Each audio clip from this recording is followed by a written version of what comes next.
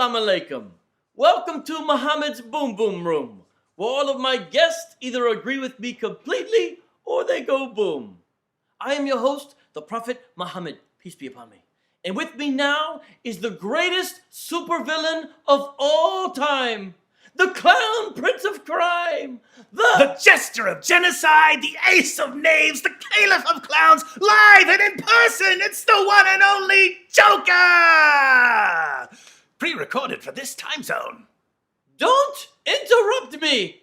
But I'm an agent of chaos, Puddin'! The only agent of chaos here is my detonator. But if you interrupt me again, I'm going to be an agent of pain. Oh, I love pain. I love suffering. I love dead puppies and severed heads and spattered blood and great big giant explosions. Then you must love Al-Islam. Love it? If it had a can like Harley's, I'd marry it. Alhamdulillah, even the world's greatest supervillain sees the beauty of Al-Islam. Oh, it's beautiful, all right. Islam is the greatest killing joke ever told, and you are history's greatest comedian.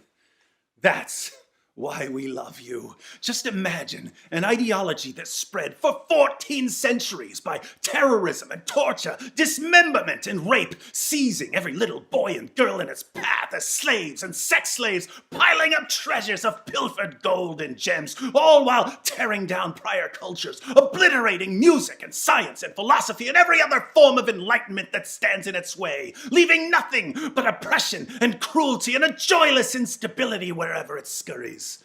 Only to reach the present and find politicians and journalists and educators and entertainers cheering it on, their riotous applause drowning out the cries of its maimed and deformed victims. Humanity's love affair with Islam only proves my point. Deep down, we're all attracted to that sexy beast called chaos. I'm just the one who's honest about the attraction. Wrong. People love me because they know that I am the last prophet of the great God Allah. The great God Allah sent me to tell everyone that they need to submit to him, and that the only way they can submit to him is by obeying everything that I say about how to go to the bathroom, how often to shave your pubes, how to kill lizards and dogs, and if they dedicate their entire lives to living and thinking and walking and talking and dressing and shaving and going to the bathroom exactly as I say, then the great God Allah will allow them to spend all eternity deflowering young virgins. Good one. Now let me try. Ladies and gentlemen, hobos and tramps, cross-eyed mosquitoes and bow-legged ants, I come before you to stand here before you to tell you a story I know nothing about. One morning, in the middle of the night, two dead fellows stood up to fight. They stood back to back, facing each other, drew their swords and shot each other. If you don't believe my lie, it's true. Ask the blind lady on the corner. She saw it too. So how did I do? How did you do what? All you did was spout a bunch of nonsense. Oh, that's not what we're doing? I thought I was a student in your master class on the art of homicidal comedy. Comedy is haram. Comedy is haram. That's it! There's the messenger of mirth we've all been waiting for. I'm so glad you finally got your own comedy show. You make the Marx Brothers look like the Brothers Grimm. This is not comedy. I have been sent by the great God Allah to show people the halal and the haram and to shout Allahu Akbar as we cut off the heads of anyone who says that Islam is not a religion of peace. And I thought my jokes were bad. This is not a joke. I received revelations in a cave. I'm not a fan of caves. Too many bats. How can I make it any more clear to you that I am not joking? Wait, are you telling me that you're serious about this? I had the utmost respect for Islam when I thought of it as some sort of cosmic killing joke. And I loved you to death when I regarded you as the world's first homicidal comedian. But if you're saying that you're actually serious about Islam, why, you must be crazier than I am. I'm not crazy. The great God Allah declares again and again in the Quran that I'm not crazy. In Surah 7, verse 184, Allah says that there is no madness in me. In Surah 15, verse 6, the unbelievers call me crazy, but Allah knows that I'm not crazy. In Surah 17, verse 47, the unbelievers say I am bewitched, but Allah knows that I'm not bewitched. In Surah 23, verse 70, Allah says that I'm not possessed. In Surah 25, verse 8, the unbelievers again say that I'm bewitched, but Allah knows that I'm not bewitched. In Surah 34, verse 8, Allah again says that there's no madness in me. In Surah 34, verse 46, Allah says yet again that there's no madness in me. In Surah 37, verses 36 to 37, Allah says that I'm not an insane poet. In Surah 44, verse 14, the unbelievers again call me a madman, but Allah knows that I'm not a madman. In Surah 52, verse 29, Allah tells me once more that I'm not crazy. In Surah 68, verse 2, Allah reminds me again that I'm not crazy. In Surah 68, verse 51, the unbelievers again call me a madman, but Allah knows that I'm not a madman. And in Surah 81, verse 22, Allah says one more time that I'm not crazy. How many times does the great God Allah have to say, I'm not crazy, before you'll finally understand I'm not crazy? So your God has to remind you over and over again, like a beating drum, that you don't belong in Arkham Asylum? Peace be upon me. And you and your followers would memorize these revelations and recite them regularly? Peace be upon me. I have to say, Mosey, you're only proving my point. What kind of sane person needs to be relentlessly reminded that he's not bat-crap crazy?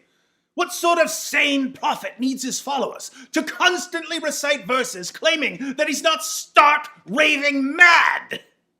Stop trying to convince me that I'm crazy. If I'm crazy, why do I have 1.6 billion followers? Why is Al-Islam the world's fastest growing religion?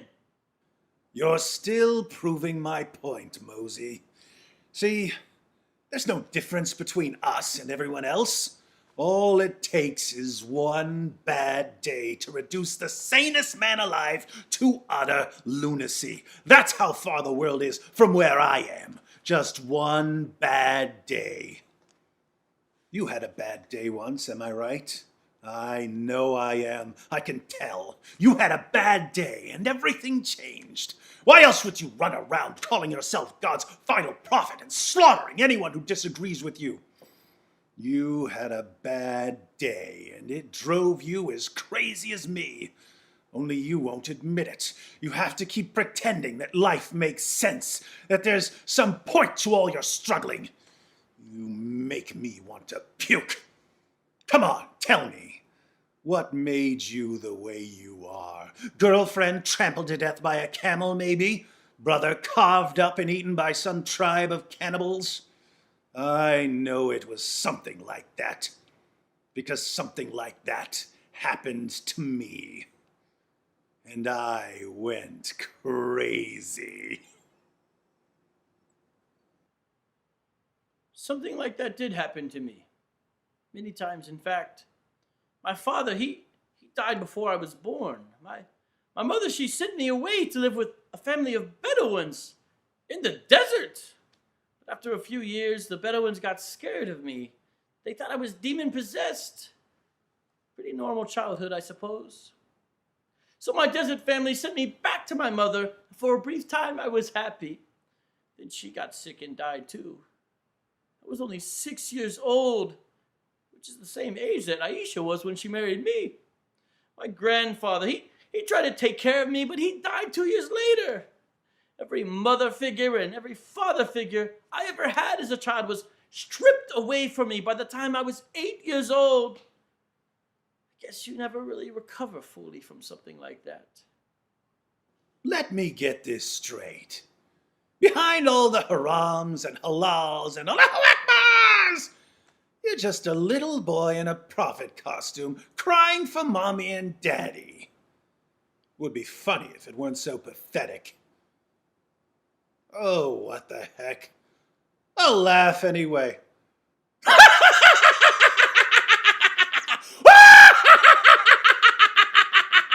Stop laughing at me! Haven't you ever heard of the healing power of laughter? Stop laughing at me! Stop it!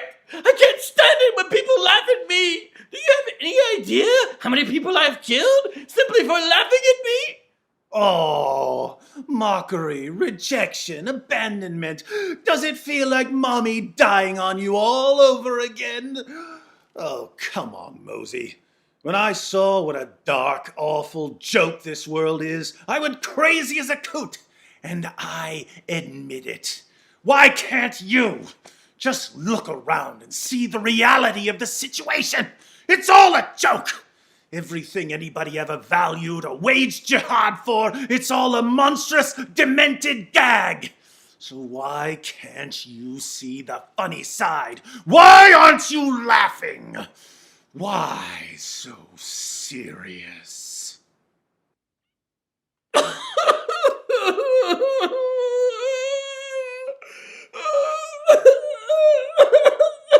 Well, looks like I can cross "watch a grown man cry" off my Christmas list. Thanks, Mosey. Christmas is a romp. You've got to break them down before you build them up. Now, let's put a smile on that face.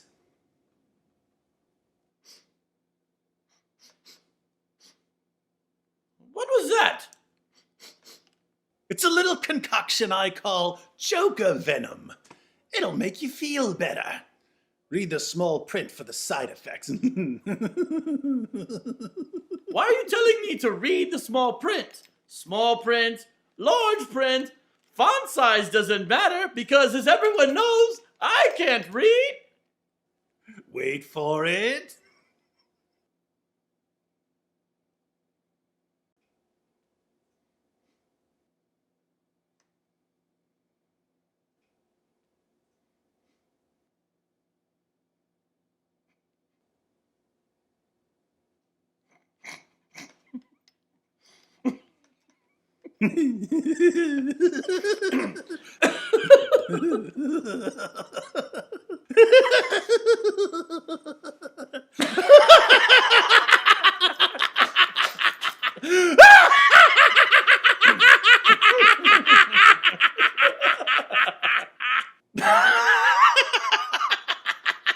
What's so funny?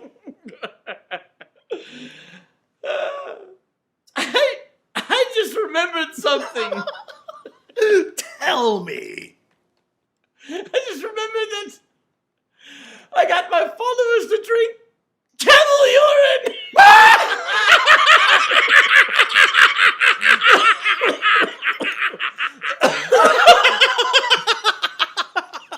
Here's another good one. Think of it. The two of us, me and you, trying to find meaning in a meaningless world. Why be a disfigured outcast when I can be the clown prince of crime? Why be an orphaned boy when you can be a prophet? What a joke! Ooh, I know. How about a magic trick? Life's been good to me. I'm going to make some of these verses disappear. Ta-da! Abrogation! Abracadabration!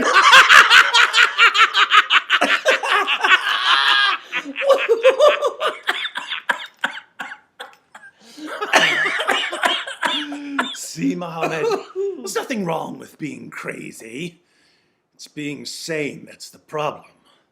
Don't call me crazy. That's not even politically correct. We prefer to be called differently sane. Differently sane. Ah, all right. So you liked one flower. Care to smell the other?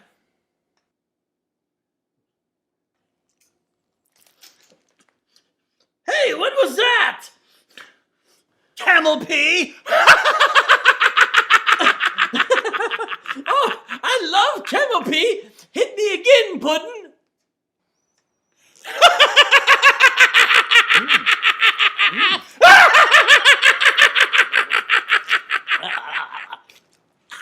The Joker's classic camel pee prank!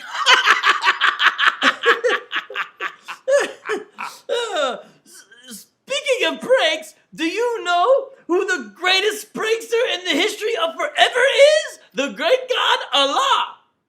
Really? So this Allah of yours is the great god of gags?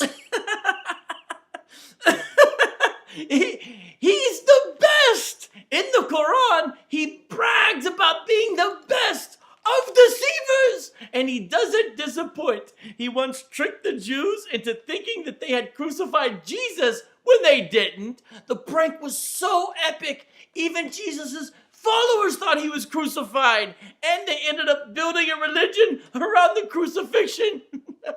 Billions of Christians now believe that Jesus died on the cross because Allah did the best prank ever. So Allah started Christianity as a gag? That's brilliant!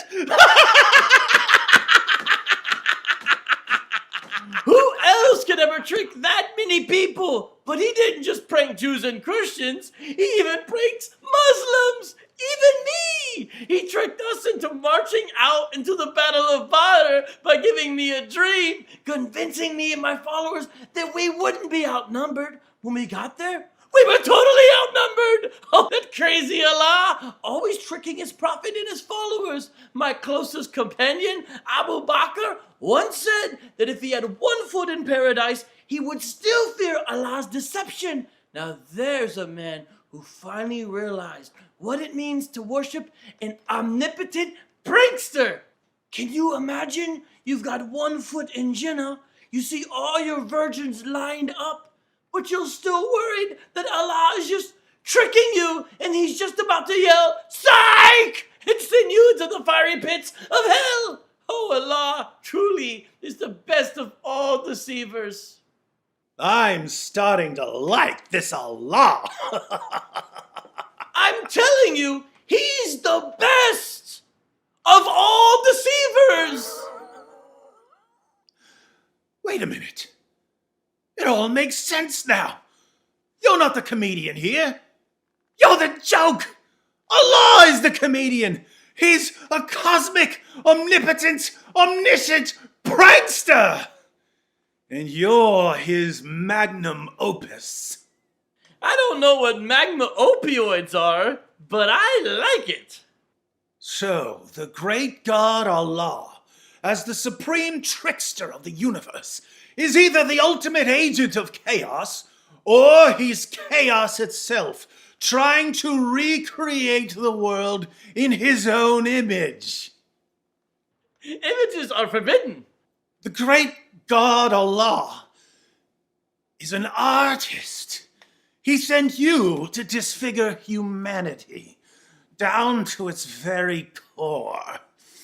Allah wants to paint the whole world crazy. Now there's a God who's worthy of worship. So you're ready to convert to Al-Islam? Oh, I'm ready to do more than convert. Watch this.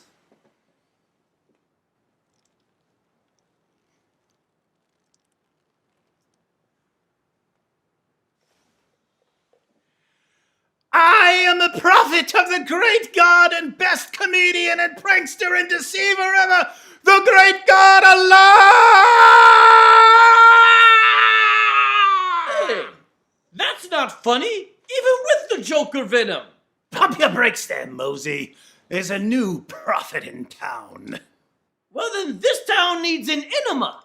Careful! The clown prince of prophets doesn't take kindly to being serious.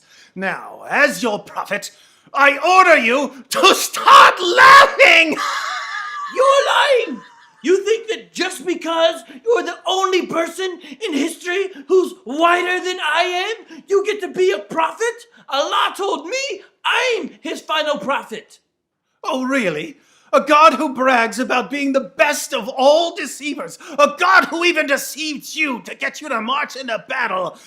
That God told you that you're his final prophet, and you believed him?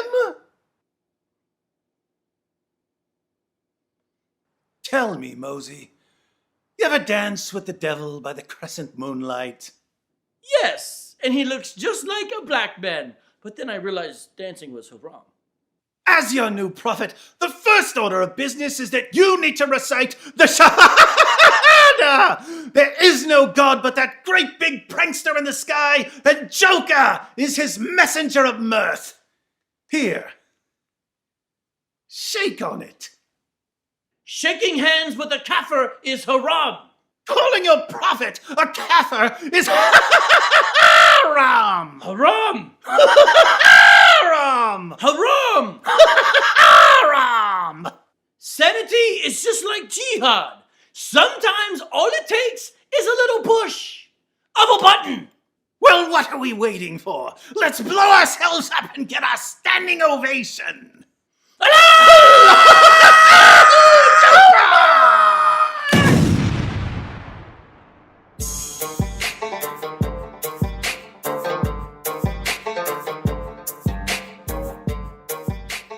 Help this show blow up by telling me who the next guest should be. Of course, if you post a comment, I won't be able to read it because, as everyone knows, I can't read.